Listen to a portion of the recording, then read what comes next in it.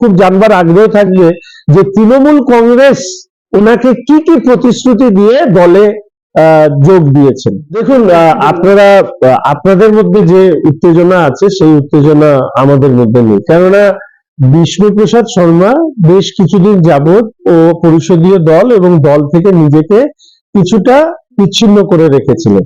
2024 সালে মাননীয় রাজু বিস্তা আমাদের সাংসদ, তার বিরুদ্ধে ভোটে দাঁড়িয়েছিলেন। 7টি বিধানসভা মিলে একটা লোকসভা কেন্দ্র হয়, সেখানে 7,000ও ভোট পায়নি।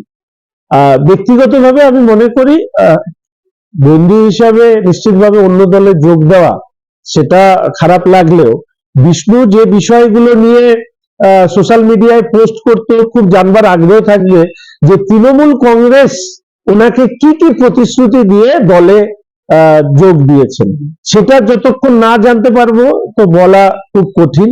এবং তার পাশাপাশি আমি আশা রাখি যে বিষ্ণুবাবু তার যে নতুন রাজনৈতিক জীবন শুরু করতে চলেছেন, সেই রাজনৈতিক জীবনে প্রথমেই যেভাবে লোকসভা নির্বাচনে বিষ্ণুবাবু তিনি কি বলবো প্রায় মাটিতে মিলিয়ে গিয়েছিলেন, ঠিক একইভাবে 2026-এর লোকসভা নির্বাচনে বিষ্ণুবাবুর তৃণমূল কংগ্রেসে অন্তর্ভুক্তি, তৃণমূল এবং বিষ্ণুবাবু একই সাথে দুজন ডুববে।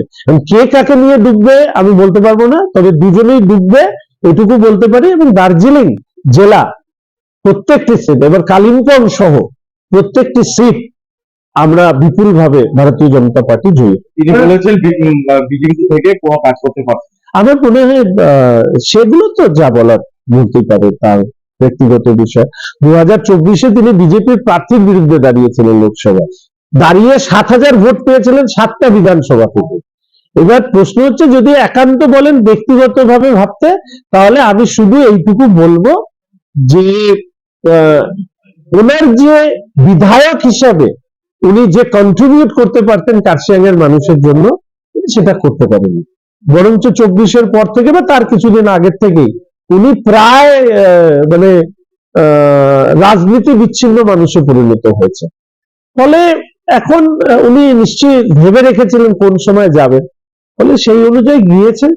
বিষ্ণুবাবুর যাওয়াতে কোনো ধরনের রাজনৈতিকভাবে ভারতীয় জনতা পার্টি কোনো ক্ষতি তো দূরস্থান, বরঞ্চ পরবর্তীকালে তৃণমূল কংগ্রেস কতখানি প্রশ্নের মুখে পড়বে সেটা সময় আপনাদেরকে বুঝিয়ে দেবে। তিনি আরেকটা জিনিস জানিয়েছেন যে টিকিটের জন্য যাননি, মানুষের জন্য কাজ করার জন্য করুন। মানুষের জন্য কাজ তো অন্য দলে না গিয়েও করতে পারতেন, সমাজসেবী হিসাবে কাজ করতে পারতেন, অন্য কোনো সংস্থা হয়ে কাজ করতে পারতেন।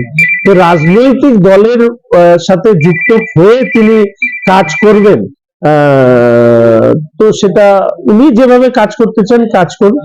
আমি ব্যক্তিগতভাবে দেখুন, একসাথে 21 থেকে বিধানসভায় আছি, আজকে চলে গিয়েছে, হঠাৎ করে আমি ওনাকে গালিগালাজ করব, খারাপ কথা বলবো, ও সবের মধ্যে আমি নেই।